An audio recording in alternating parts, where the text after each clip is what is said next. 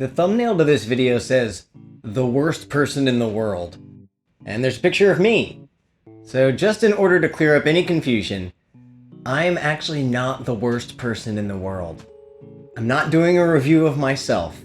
The character in the thumbnail isn't the worst person in the world either. She's actually not really a bad person at all. This is not some kind of misogynistic outrage video just in case you're in the wrong place. I'm not doing a scathing hit piece on myself or anyone else. Although that sounds like a good idea for a future video. Try to cancel self ironically. That couldn't possibly backfire in any way. As far as the worst person in the world, there are a lot of terrible people out there, but at this moment in time, based on public perception, it's Vladimir Putin. Runner-up goes to Amber Heard. Not that Johnny Depp is a saint either. I'm glad that whole shit show is finally over.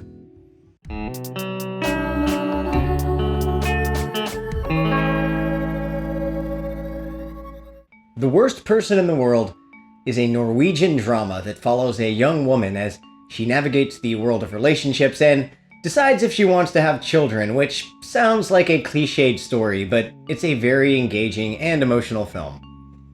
It's been billed as a romantic dark comedy, but it only feels like an American romantic comedy in the conception of its story. There weren't really a lot of laugh-out-loud moments for me. There are a few situations that involve some dramatic irony, and there's a drug trip scene that involves some exaggerated, humorous imagery, yet that's really the extent of the comedy. Despite a few sweet scenes, it's not a love story. It's not a movie about a woman trying to find the perfect man. It's about a woman trying to find herself, so it's a lot more interesting. This is the kind of romantic comedy for me, one that's neither romantic nor a comedy. A lot of the tropes from romantic comedies are there in the story, but the execution is more in line with a dramatic character study. It's also the final film in a loose trilogy of films taking place in Oslo from its director Joachim Trier. I haven't seen his previous films, but I do recommend The Worst Person in the World. The characters feel like real people in real situations, and when they're suffering, the audience feels it. The long and emotionally draining conversations that people go through when they're in a strained relationship play out in a realistic manner. There are moments that are sentimental, but overall the tone is very bittersweet. In my opinion, there's a lot more sadness to be found than laughter in this film, dubbed a romantic comedy. The film uses a variety of lighting techniques to achieve different moods, but the tone of the film remains consistent. Heavy shadows are employed in many dramatic scenes that a Hollywood hack rom-com would have lit much brighter and more evenly.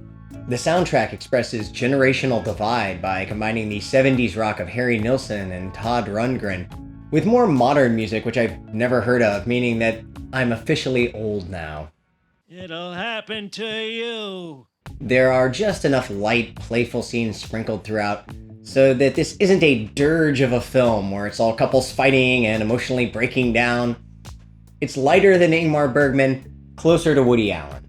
There's even a love montage set to the music of Billie Holiday that I can't help but associate with the films of Woody Allen.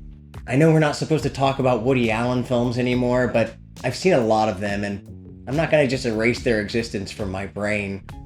Without even looking it up, I can tell you this filmmaker was influenced by Bergman and Allen. Let's move on from talking about Woody Allen though, or else you might actually be calling me the worst person in the world.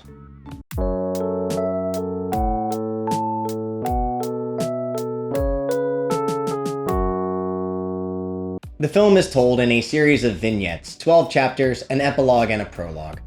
There's a narrator who fleshes out the story, and is relied more heavily on at the start to set up the protagonist Julie, portrayed masterfully by Renate Reinsve, who won Best Actress at the Cannes Film Festival for her role.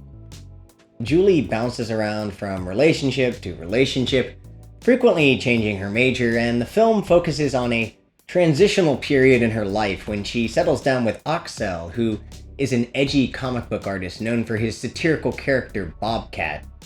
The couple's major conflict lies in the fact that Julie does not want to have children. In the first chapter of the film, during a visit to Axel's parents, the parents are pressuring Julie, It's like, aren't kids great? When are you having kids? Have you thought about having kids?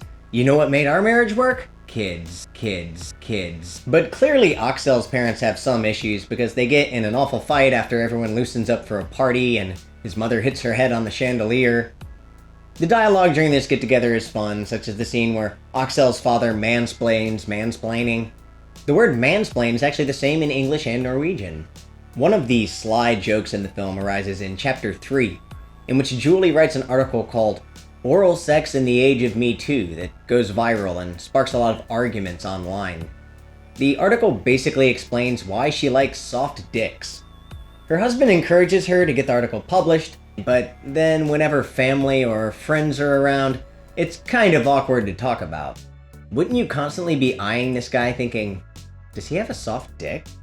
Chapter 2 is perhaps the film's most pivotal. The title of the chapter, Cheating, preemptively informs us the subject of the following scenes, but they don't play out as though we'd expect. Rather than actually cheat on Axel, Julie crashes a party and engages in a series of flirtations with a stranger that might not technically be considered cheating, but really push the bounds, culminating in a scene where they shotgun smoke into each other's mouths that is shot and scored in a romantic way.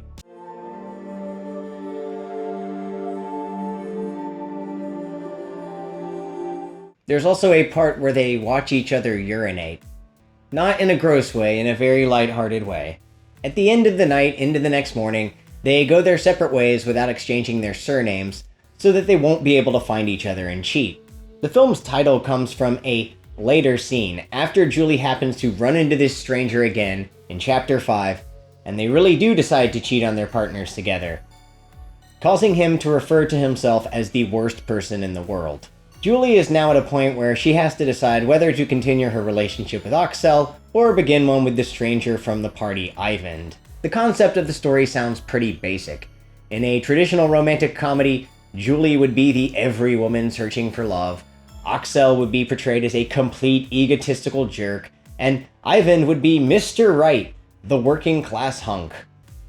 Julie would end up in a happy relationship with Eyvind, but that's not what happens here at all. The characters aren't stiff stereotypes, they're nuanced people. Eyvind is not as intellectual as Axel, he works a low-income job as a barista, while Axel is a famous artist whose adult comic book is now being turned into a sanitized children's movie. These three leads are all flawed people, and the problems that Julie faces are relatable. There's a scene after Julie and Axel break up where they have sex that one last time, probably knowing it's going to be the last time, and it's all a little painful to watch. In a good way. Eyvind's girlfriend is given a backstory where it's explained that she had a spiritual moment where she discovered she was 3% indigenous and decided to become a climate change activist and start meditating. It's a funny parody of the spiritual enlightenment community, but it's also a sidetrack because her character is not that important to the story. The film's most pivotal scene is one in which time stops for Julie to traverse the city to find Eyvind at the coffee shop and embrace him. It's the kind of moment which would have felt saccharine to me in an American romantic comedy, yet here, in a more understated and bleak film, it works. It begins with Axel pouring a cup of coffee, the mundane beginning to any day. It signals Julie's stagnation in the relationship. Axel is an artist, and he's respected for his work, while Julie lives in his shadow. There's a desire for her to break free of society's expectations of her as a woman. Julie is never satisfied with one hobby, one relationship, and she has the agency to change her situation at any moment. She makes decisions that she knows that she will regret, but it's part of who she is. Julie's distant relationship with her father is explored in a scene where she trips on mushrooms. During a psychedelic trip, she pulls out a bloody tampon and throws it in her father's face, then uses the blood as war paint. This is the film's most visually striking scene, and there's a bizarre sense of humor to it that I really enjoy. This is very much a rejection of the patriarchy moment, and it's done in a playfully surreal way.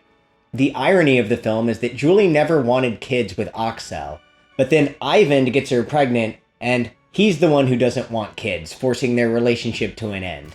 After the breakup, Julie doesn't hear from Axel until she sees that he's coming under fire for some comments made in an interview that threaten for him to be canceled by feminists. But the situation is actually much worse as he is dying of cancer. There are a few really poignant scenes near the end where Axel talks about how his life has been looking forward, but now that he's near death, all that's left to do is look back, and this is a chilling thought. He's talking about how he's spent his whole life collecting comics and records and filling his head with knowledge about media, and now as he nears the end of his life, it all seems very pointless. This character might as well be me. I generally don't care for romantic comedies, but The Worst Person in the World is a breath of fresh air. A film that even a cynic like me can appreciate for its relatable narrative, naturalistic performances, and the story's commentary on feminism has an appropriately bittersweet conclusion. I'll go with an 8 out of 10 for this one. A pretty high score, especially for a romantic comedy. What other romantic comedies have come out recently? That movie Marry Me? There's a movie I'll never watch. Owen Wilson and J-Lo together at last. Or The Lost City. Sandra Bullock and Channing Tatum together at last. No thanks. Because this movie has a guy getting hit in the face with a bloody tampon.